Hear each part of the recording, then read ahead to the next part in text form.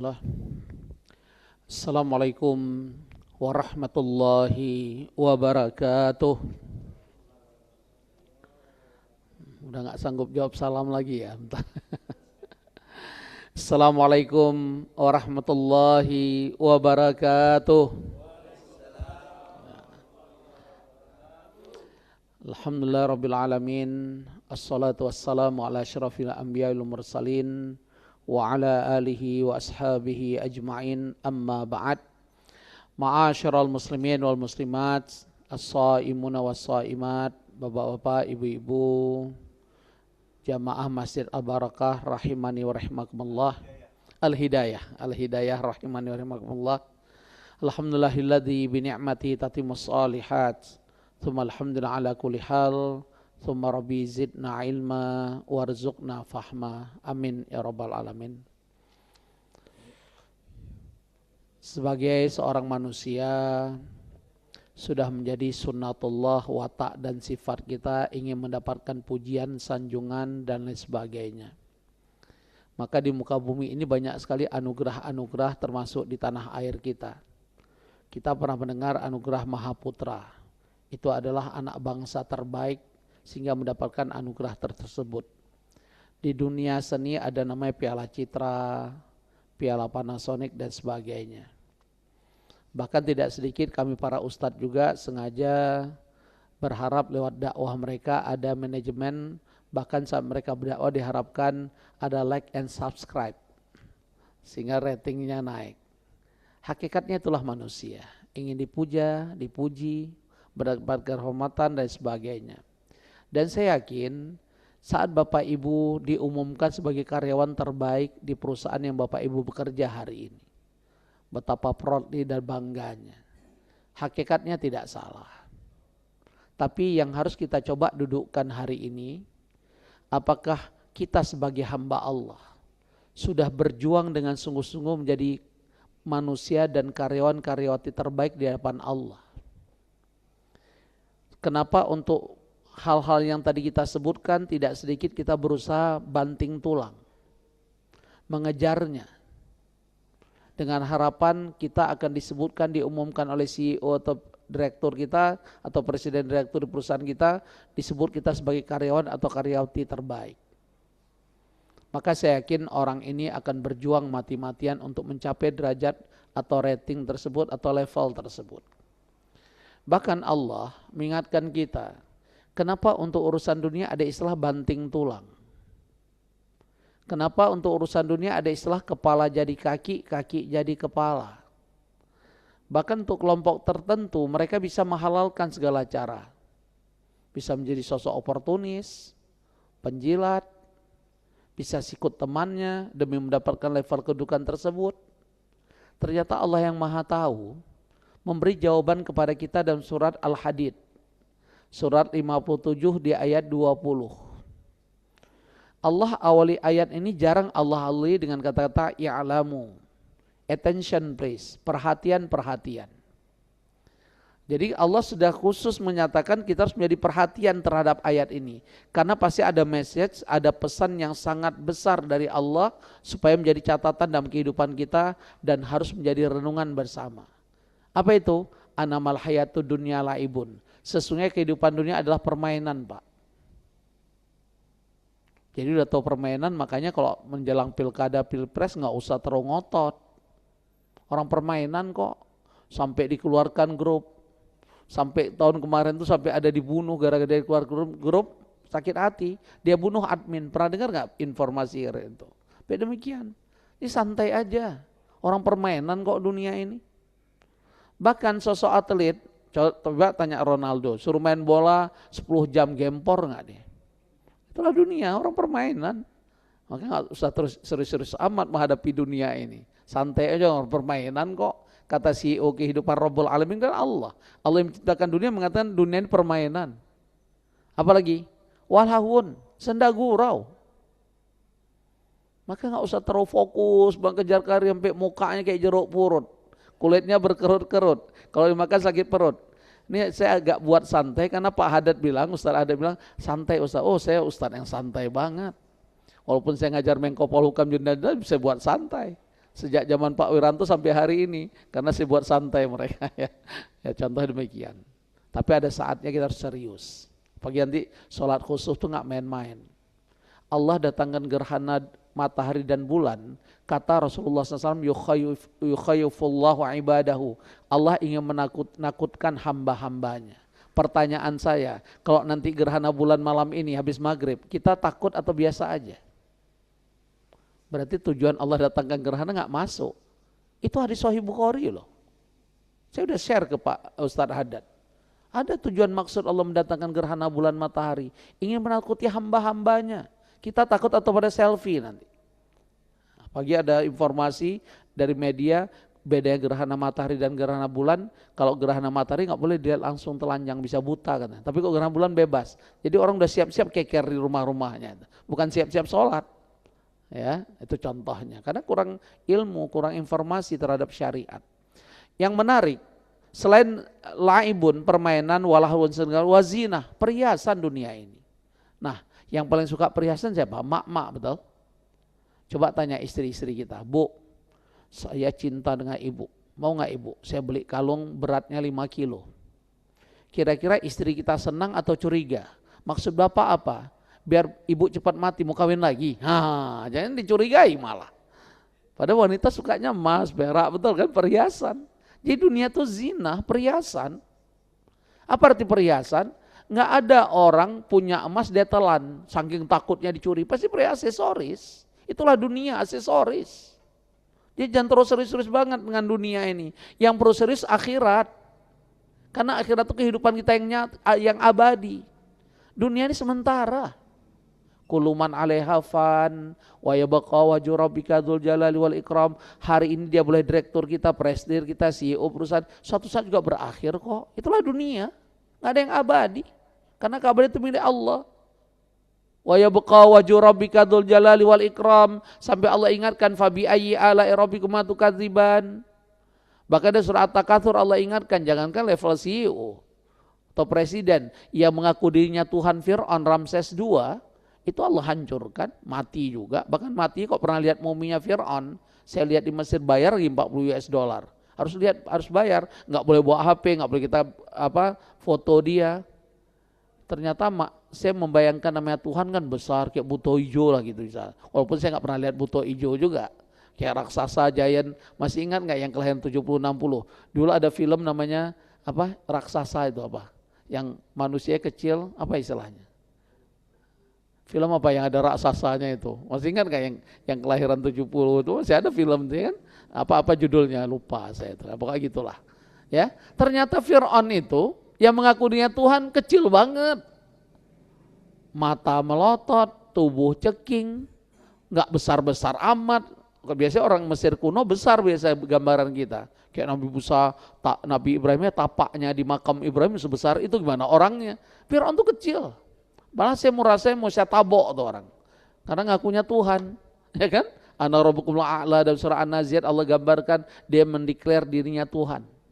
Kalau mukanya memang agak mirip-mirip Fir'aun kecil di negeri ini. Siapa dia cari sendiri lah pokoknya. Agak mirip. Saya kan nggak sebut nama, Fir'aun kecil cari aja sendiri ya. Oke. Kalau nggak percaya lihat aja di YouTube, ada Fir'aun tuh ya. Nah Bapak Ibu rahimakumullah, menarik dia ada ini. Allah yang menciptakan kita, yang menjadikan dunia dan alam semesta ini menjelaskan kenapa kita mengejar dunia sampai mati-matian tadi. Tafakhurum bainakum, demi sebuah status. Betul apa betul? Kita dicari dunia untuk sandang pangan, emang mau makan berapa piring Pak Haddad? Apalagi bojoe siji wis. Orang wani, keinginan doang, kemauan, keberanian kagak ada ya. Ustadz berani, rahasia perusahaan. Nah, Pak Haddad udah tahu deh. Itu contohnya ya. Jadi sebenarnya kalau boleh jujur, yang kita cari selama ini bukan sandang pangan, proudly, sebuah kebanggaan. Who am I? Siapa aku?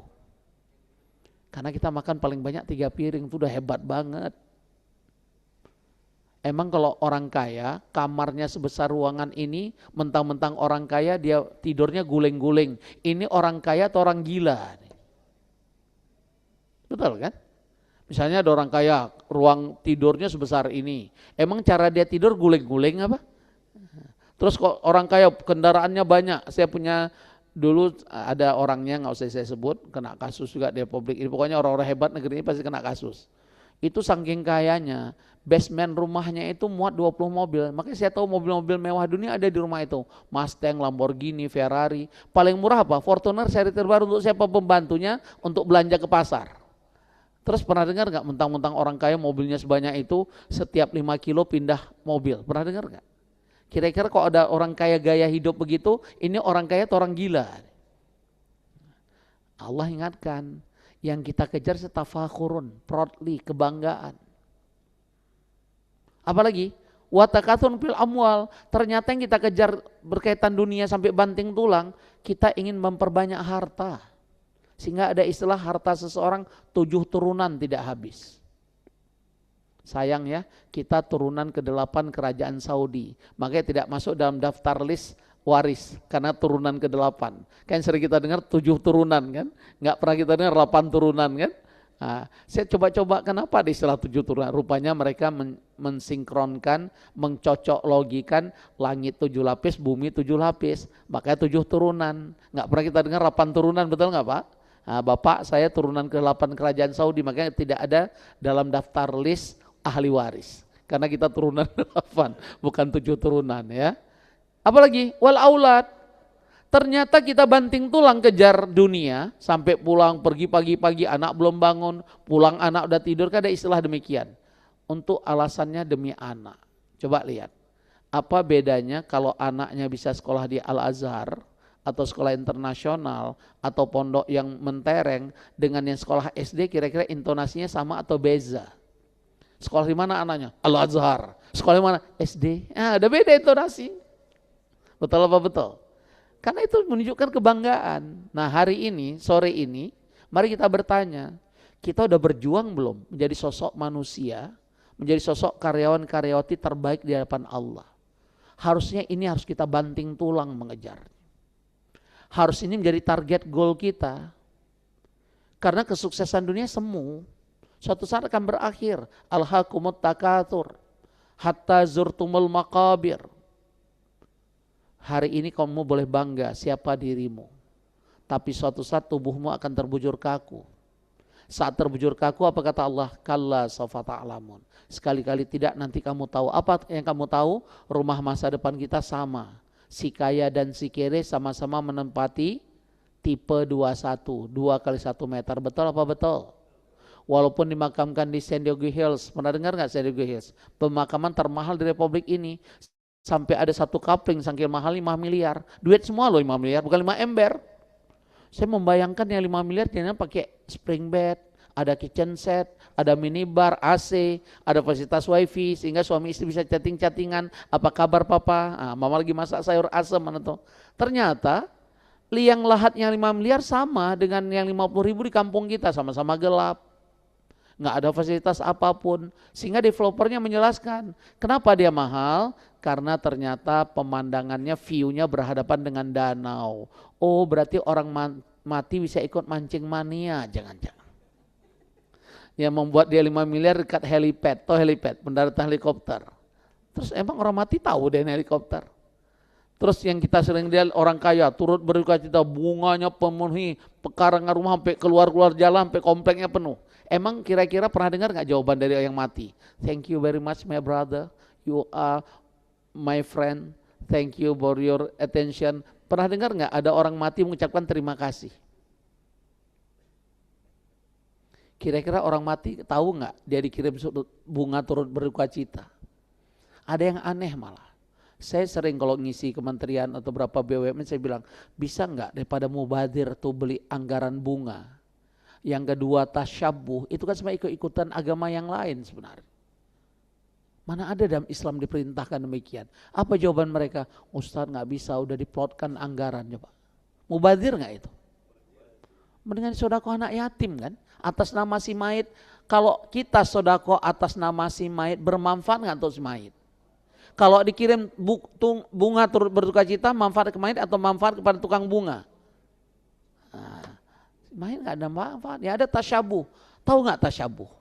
Perbuatan kita menyerupai umat yang lain dilarang oleh Rasulullah SAW. Man tasyabbaha biqaumin fahuwa minhum. Barang siapa perbuatan menyerupai satu kaum, dia bagian dari kaum tersebut. Bayangkan itu. Jadi banyak sekali syubhat yang kita lakukan.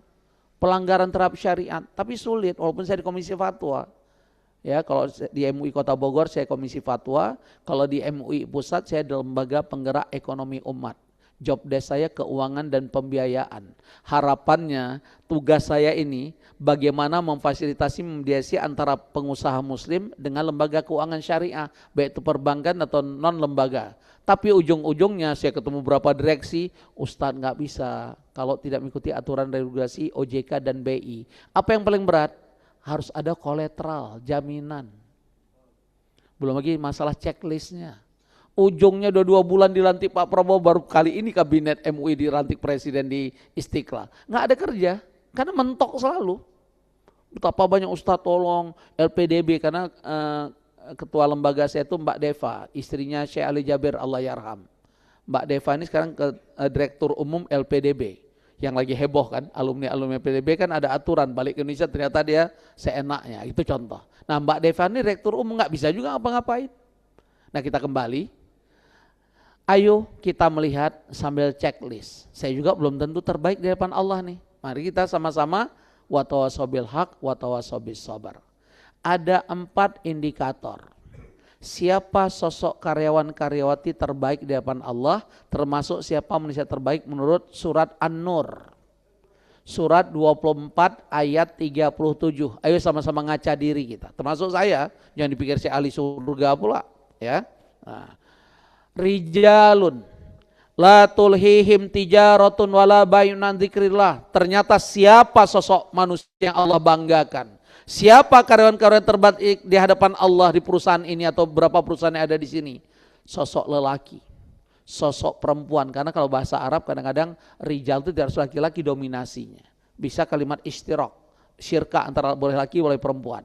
Apalagi secara khusus Allah sebutkan tentang laki-laki dan perempuan. Contoh surah An-Nahl 97. Man amila sholihan min dzakarin aw untha wa huwa mu'min falanuhyiyanu hayatan thayyibah wa lanazziyanhum bi ajrihim bi ahsani ma kanu ya'malun. Ya. Hakikatnya ternyata kunci kebahagiaan hidup dunia dan akhirat saat kita memiliki iman dan amal soleh. Di ayat ini ada satu tema Pak Haddad. Sudahkah kita bahagia? Nanti kalau perlu kita kaji. Coba tanya, kita udah bahagia belum? Hah? Udah bahagia? Udah bahagia belum? Kok belum? Kapan bahagianya? Hidup ini yang kita cari kesuksesan atau kebahagiaan? Masya Allah, betul. Kalau cari bahagia gak perlu banting tulang bro. Santai. Apalagi kalau kita tahu indikator arti orang bahagia. Ya, tapi bukan kesini bahasannya, nanti habis waktunya. Kita kembali. Siapa sosok lelaki yang Allah banggakan atau wanita yang Allah banggakan? Dia sesibuk apapun aktivitasnya, di perusahaannya, di kantornya, dia tidak pernah lalai mengingat Allah. Bahkan Allah sebutkan di surah Ali Imran ayat 191. Siapa sosok ulul albab? Siapa sosok yang selalu ingat pada Allah? Alladzina yadhkurunallaha qiyaman wa qu'udan wa 'ala junubihim. Sosok orang yang selalu ingat Allah, dia sedang berdiri. Berdiri bisa banyak multitafsir. Dalam sholat kita berdiri. Kalau kaitkan dengan pekerjaan kita sedang di posisi puncak. Maka saat dia jadi orang hebat di perusahaannya, dia selalu ingat Allah. Dia tahu mana halal, mana haram. Bahkan dia tahu mana yang syubhat. Al-halalu bainun. Kata Rasulullah SAW, halal terang benderang, cetau welo-welo. Wal haramu bainun, yang haram juga cetau welo-welo. Tapi ada wilayah antara halal haram, disebut wilayah syubhat. Istilah KPK gratifikasi. Istilah orang Sunda uang kadedeh. Istilah orang proyek uang lembur. Istilah ASN uang rokok. Istilah perusahaan kita uang apa tuh? Pokoknya itu adalah syubhat. Apa hukum syubhat antara halal haram? Man waqa'a syubhat waqa'a fil haram. Yang masuk wilayah abu-abu, enggak jelas halal haram, catat ingat dia telah masuk wilayah keharaman. Apa konsekuensi harta haram masuk pada tubuh seseorang? Dengarkan hadis Sahih Bukhari. Salat dan ibadah kita, doa-doa kita nggak akan diterima oleh Allah. Hati-hati. Jangan dipikir harta itu mudah. Ambil yang haram selalu sedekah jadi halal, enak banget. Islam nggak mengajarkan istilah Robin Hood. Tahu Robin Hood ya? Ambil harta orang kaya kasih orang miskin, nggak dikenal dalam Islam. Karena Rasulullah SAW sudah ingatkan kita dari Sahih Bukhari, la tuqbalu shadaqah min ghulul, nggak akan diterima sedekah seorang dari harta yang haram. Bahkan ada sebuah hadis yang panjang, seorang yang melakukan perjalanan, dia digambarkan kusut masai, kemudian dia istirahat di sebuah pohon. Dia dalam keadaan safar, saat istirahat dia mengangkat kedua tangannya, dia menyebutkan berdoa ya Rob ya Rob. Tapi apa? Terhadap doa orang ini, bagaimana dikabulkan doanya kata Rasulullah SAW. Tubuhnya penuh dengan keharaman. Makanan yang dia asup dari harta haram. Pakaian yang dipakai dari harta haram. Padahal orang ini seharusnya doanya dikabulkan oleh Allah. Karena 4 syarat doa dikabulkan ada pada diri dia. Pertama, dia dalam keadaan terzalimi, kan kusut masai. Yang kedua, dia bersafar. Yang ketiga, dia mengangkat kedua tangan. Dalam hadis Ahmad, kalau orang berdoa dengan mengangkat kedua tangan, Allah malu terhadap hambanya saat tangannya turun ke bumi, doanya belum Allah kabulkan. Dia angkat tangan. Kemudian menyebutkan ya Rob, ya Rob. Allah tuh senang banget kalau kita menyebutkan ya Rob, ya Rob. Bergetar arsy-Nya Allah, saking senangnya Allah. Tapi apa terhadap orang ini? Ditolak doanya. Gara-gara apa? Tubuhnya penuh dengan keharaman. Maka sosok lelaki ini, sosok wanita ini, dia tahu mana halal, mana haram. Dia selalu ingat Allah kapanpun dimanapun. Saat dia ingin tanda tangan, dia lihat ada nggak benar nih angka-angkanya, nggak mau dia tanda tangan. Dia tidak terjebak dengan apapun. Nggak ada istilah korupsi berjamaah. Masya Allah.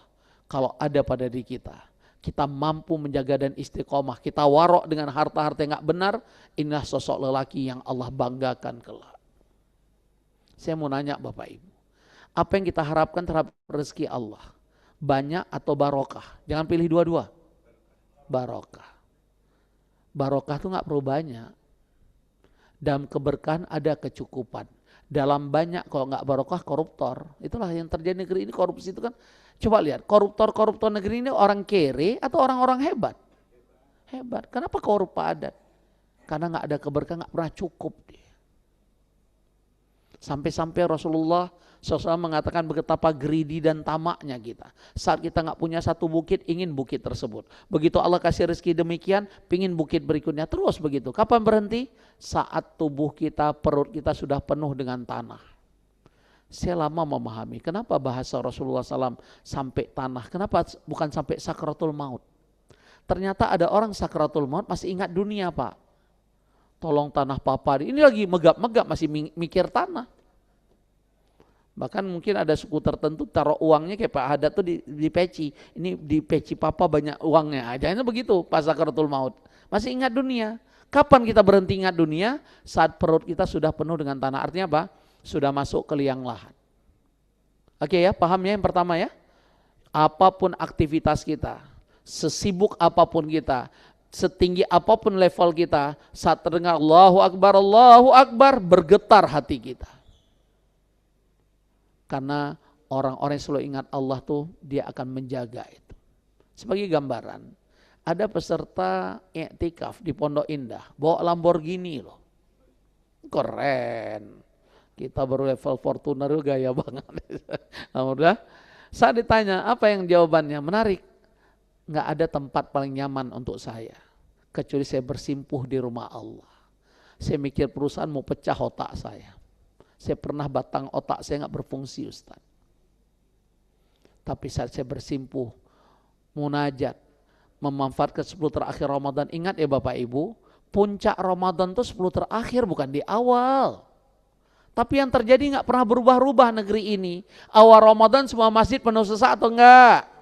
Makin maju Ramadan, saf makin maju atau makin mundur? Akhir Ramadan masjid makin banyak atau makin kosong? Yang penuh di mana? Emang kok jawabnya lancar semua. Surah An-Nisa berapa ayat? Ayo dapat hadiah ya Ustaz. Nah, udah mulai si komo lewat, macet. Nah, coba kalau yang gitu kita hafal. Kok nggak berubah sih? Minta ketemu Ramadan sejak bulan Rajab. Wa balikna Ramadan, masih ingat nggak doa kita? Allahumma barik lana fi Rajab wa Sya'ban wa balikna Ramadan. Allah pertemukan Ramadan seenaknya kita perlakukan. Ini saya tes, yang nggak jujur saya doakan bisulan seumur hidup. Siapa sejak awal Ramadan sampai hari ini pernah meninggalkan sholat tarawih? Angkat tangan. Saya ulangi nih, pura-pura nggak dengar lagi. Siapa sejak awal Ramadan sampai semalam pernah meninggalkan sholat tarawih sekali atau dua kali? Sekali aja, siapa yang pernah meninggalkan? Nah, kalau udah banyak ini.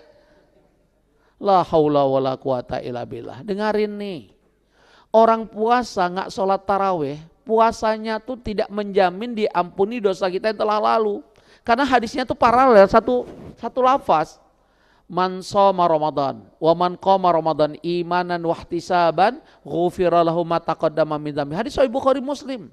Barang siapa berpuasa Ramadan, diikuti dengan qiyam Ramadan, salat tarawih, diasari iman mengharapkan ridha Allah, diampuni dosa-dosa yang telah lalu. Berarti orang nggak tarawih nggak ada jaminan dosa diampuni yang telah lalu. Emang merasa nggak punya dosa, Mas Bro? Saya aja banyak dosa, makanya nggak pernah saya tinggalin. Yang kedua, ada tuntunan Rasulullah SAW tentang sholat tarawih, nggak boleh sembarang. Bagaimana sholat tarawih yang benar? Lihat hadis dari Abu Daud. Man qoma mal imam hatta yansarifa kutiba lahu qiyamul lailah. Yang sholat tarawih berjamaah bersama imam sampai salam. Di sini 11 rakaat. Cara kerjanya cara ngerjakannya 2 rakaat salam, betul ya? Witirnya berapa? 2 plus 1 atau 3 langsung? 2 plus 1. Ikut imam. Kalau ada imam langsung 3 rakaat, ikut. Wah, imamnya aneh. Saya di masjid Hidayah nggak begitu, keliru. Nah, kalau kejebak di Masjid Muhammadiyah, karena saya juga pengurus pimpinan pusat Muhammadiyah, di Muhammadiyah lewat Majlis Tarjih ditetapkan jumlah tarawih tetap 11, cuman cara mengerjakannya beza. 4 rakaat salam, ditutup witir 3 rakaat. Ada dalilnya, ada hadis Sahih Bukhari dari Aisyah radhiyallahu anha. Saat ditanya bagaimana salat Rasulullah SAW, isolli arba'an, thumma yatarawwahu hatta raimtu. Sebenarnya kata-kata tarawih cuma ada di hadis ini, nggak ada di hadis lain. Hadis Ibnu Mas'ud cuma ditanya bagaimana kaifa salatul laili mathna. Jawab Rasulullah SAW saat ditanya bagaimana salat malam ya Rasulullah, salat malam 2 rakaat. Jadi dua-dua punya hadis sahih. Jangan gara 4 aneh nih masjid kok ada 4 rakaat salam ya. Saya pergi aja. Kenapa? Orang-orang yang salat tarawih tidak berjamaah bersama imam sampai salam, dia tidak akan mendapatkan kakunuti lailah, seperti beribadah sepanjang malam, rugi kan? Ada kuis dari saya, yang bisa jawab semua amplop saya kasih Bapak Ibu. Kalau dikasih amplop, ya, nah, kalau dikasih tapi, oke. Setahu saya nggak dikasih, cuma transfer. Oke, dari saya 100.000 cukup lah ya. Ya, ada 3 amalan. Kalau kita kerjakan pahalanya seperti beribadah sepanjang malam. Tahu nggak ibadah sepanjang malam? Dari maghrib sampai subuh ibadah terus. Kuat nggak? Nggak kuat. Saya tiap tahun iktikaf Masjidil Haram. Ini nggak tahu bisa berangkat atau nggak. Yang jelas sudah ada tiket tanggal 7. Visa udah keluar. Tapi perang. Saudara kita yang sedang umroh nggak bisa pulang. Teman saya di Jeddah udah 3 hari nggak bisa ngapa-ngapain. Belum ada informasi kapan bisa pulang. Udah, pertanyaan saya. Jawab ya. Ada 3 amalan yang pahalanya seperti beribadah sepanjang malam. Apa saja? Tadi udah saya buat kak keluhnya. Apa tadi? Sholat tarawih berjamaah bersama imam. Ada 2 lagi apa? Sholat isya berjamaah dengan imam, terus sholat subuh berjamaah. Wes, tak jawab. Salah. Salat isya berjamaah bukan sepanjang malam. Man sholat isya jamaah ka'annama yusolli nisfal lail. Yang sholat isya berjamaah seperti dia sholat setengah malam. Yang betul sholat subuh. Bukan sholat isya. Isya separuh malam, subuh berjamaah sama dengan sepanjang malam. Wes siji meneh. Tapi diskon 50.000. Siji meneh. Kok orang iso orang nggak bisa, orang tadi salah. Salah. Qobliyah subuh rakaatal fajri khairun minad dunya wa ma fiha. Lebih baik pada dunia dan seisinya. Pokoknya semua jawaban ada dalilnya. Apa Pak? Ada yang tahu?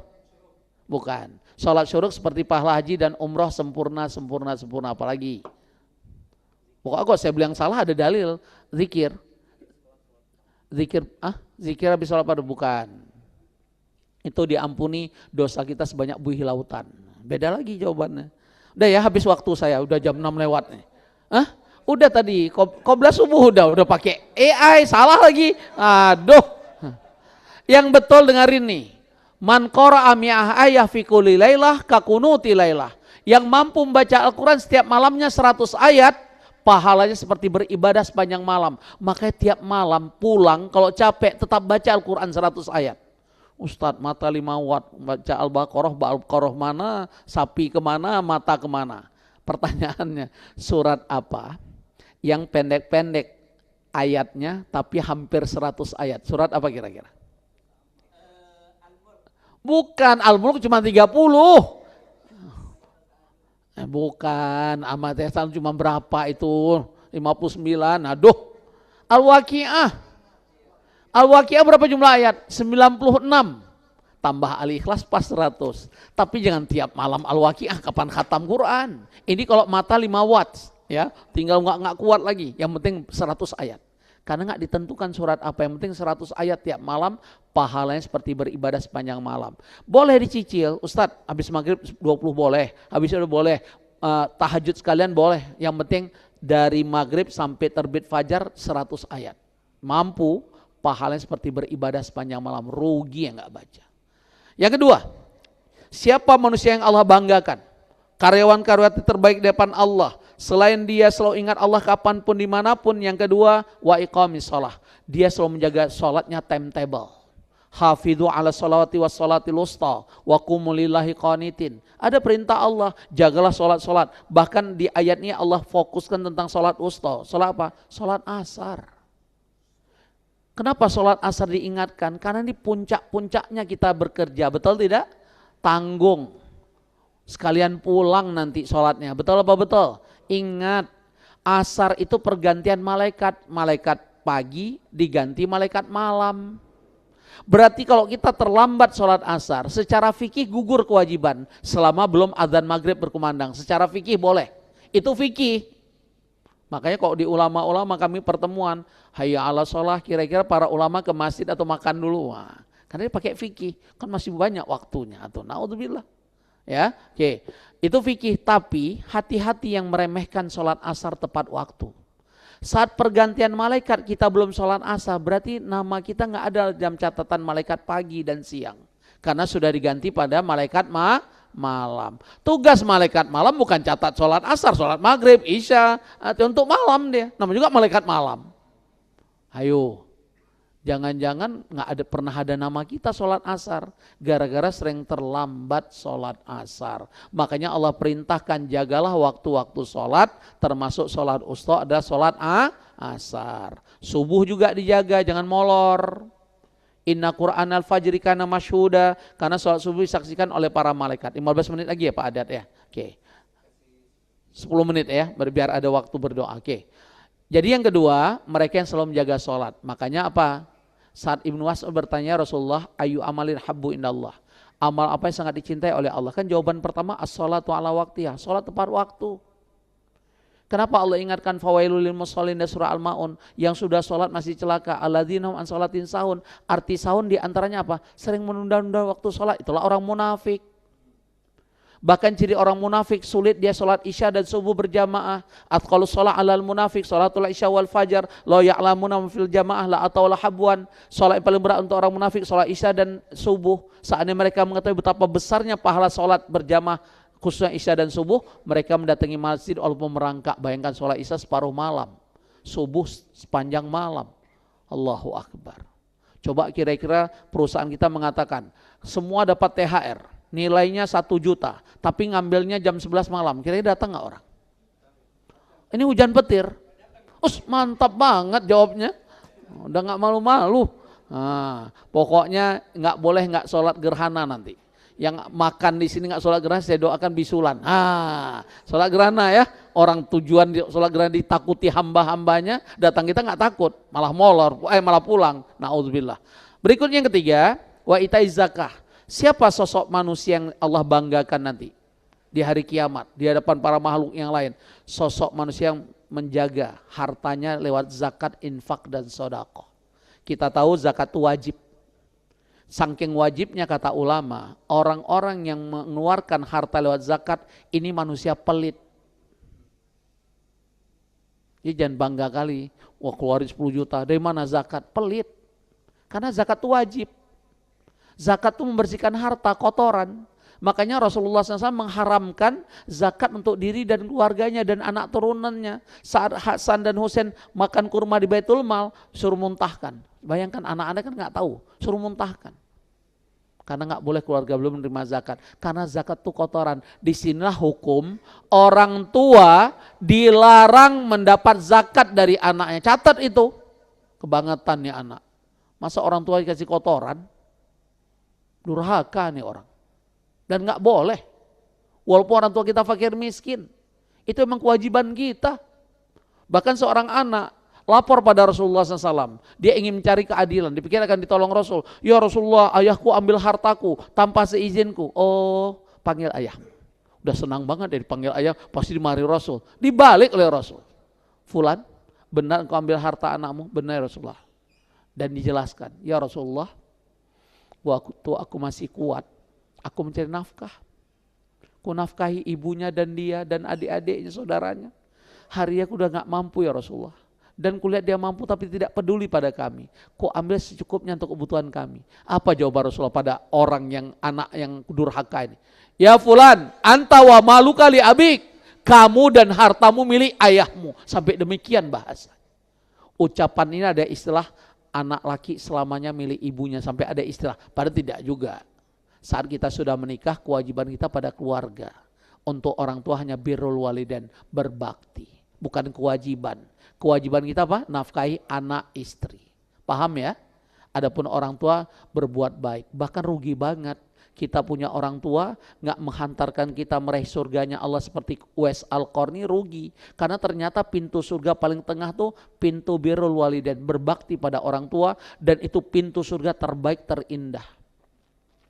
Dia rugi yang punya orang tua.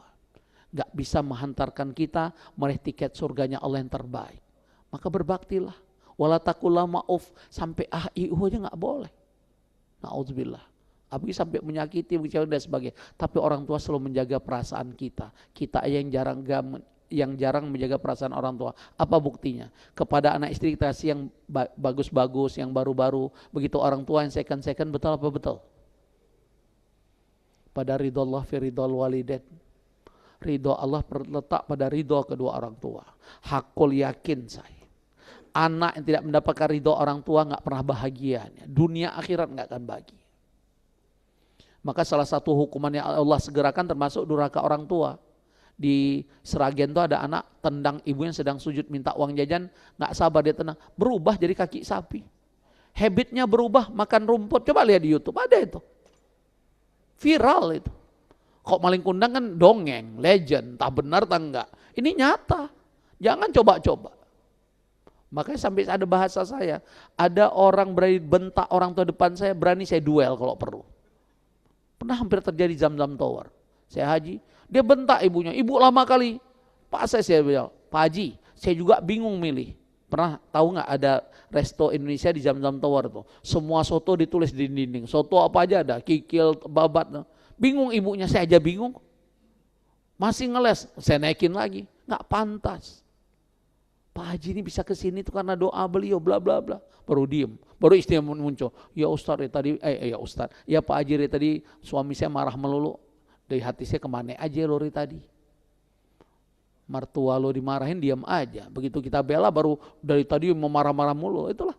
Sampai begitu bahasa saya. Berani saya duel orang. Kalau dia berani membentak orang, kenapa? Saya udah gak punya orang tua. Ayah saya meninggal baru 3 bulan saya di Pondok Gontor. Saya alumni Gontor 89. Ibu saya meninggal tsunami Aceh. Gak ketemu jenazah. Datang bapak ibu masih punya orang tua. Perlakuan demikian, saya siap duel. Terlalu. Kita nih hari ini dari rahim ibu kita, betul? Masih ingat seorang anak zaman Rasulullah SAW gak bisa mati. Akhirnya perintah Rasulullah bakar, masih ingat gak? Sehingga ibunya datang memaafkan, baru bisa mati warga. Masih ingat gak itu? Jangan coba-coba. Jadi Uwais Al-Qarni. Uwais bukan sahabat, tapi Rasul berwasiat di hadapan Abu Bakar dan semua sahabat mulia. Kalau kalian ketemu Uwais, minta didoakan Uwais. Hebat gak Uwais? Apa kehebatan Uwais? Dia berbakti pada ibu. Jangan main-main. Jadi wa itai zakah, jangan pelit. Jangan nunggu berinfak, nunggu kaya. Kata Allah, orang makin kaya, makin dermawan atau makin meregehese. Surat apa ya, berapa? Hadiah umroh. Jangan nanya lama-lama, ini mumpung depan, nggak boleh tanya YouTube apa Google. Buka surat Ma'arij, surat 70 ayat 21. Wa idza masahul khairu manu'a. Manusia kalau aku uji yang kaya makin pelit dia, kata Allah. Buka surat Ma'arij. Bukan istilah manusia makin kaya makin pelit, ada ayatnya. Surat Ma'arij, surat 70 ayat 21. Coba lihat. Kenapa orang makin kaya kebanyakan pelit? Allah jawab dalam surah Al-Fajr, surat 89 ayat 20. Wa tuhibbunal mala hubban jamma. Dia terus cinta dengan hartanya. Bahkan Allah tegaskan di surah Al-Adiyat, surat 100 ayat 8. Wa innahu lihubbil khairi lasyadid. Dia terus cinta dengan hartanya. Tapi kata Allah, jangan cuma nunjuk-nunjuk orang kaya, lo juga pelit. Manusia ini secara umum pelit atau dermawan? Semangat banget. Emang manusia atau jin yang ngomongin? Surat apa ya, berapa? Hadiah umroh. Buka surat Al-Isra, surat 17 ayat 100. Lihat alinea terakhir. Saya bukan seperti UAS ya, atas bawah nggak hafal saya. Entah benar entah enggak juga. Kan beda Quran, beda cetakan, beda atas bawah sebenarnya. Oke. Lihat alinea terakhir surah Al-Isra, surat 17 ayat 100. Wa kanal insanu qatura, manusia ini makhluk yang sangat kikir, yang ngomong Allah, siapa yang ingin bantah? Makanya kita harus keluar di out of the box. Jangan pelit. Makin banyak berinfak sedekah, makin Allah buka pintu rezeki. Bahkan yang sudah di kemo, saran saya jangan di kemo, sedekah aja banyak-banyak. Udah banyak jamaah saya memberi kesaksian testimoni, betul kata Ustaz. Kemo itu udah hopeless sebenarnya. Hanya ikut SOP kedokteran, kesehatan. Saya ini master public health juga, alumni Malaysia. Jadi sedikit banyak ngerti tentang dunia kesehatan.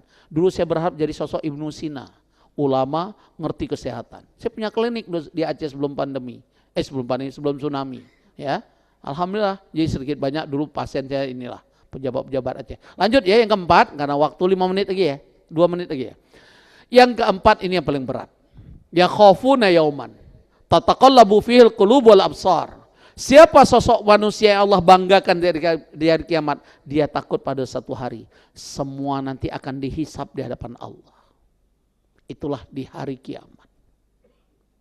Saat hari kiamat semua jiwa kita berguncang. Bahkan Allah abadikan keguncangan dan kekagetan kita dan surah Al-Kahfi. Surat 18 ayat 49. Wa wudi'al kitab fataral mujrimina musyfikina mimma fihi. Saat buku catatan amal kita Allah hadirkan. Kapan kita pernah nyontek ujian, ada di situ. Kapan kita melakukan hal-hal nggak benar di perusahaan ini, ada di situ. Yaquluna ya wailatana mali hadzal kitab. Maka orang-orang yang tidak siap dengan ajal kematian, dengan flash disk dan buku jejak rekam hidupnya, dia akan berkata, aduhai celaka aku. Kitab apa ini?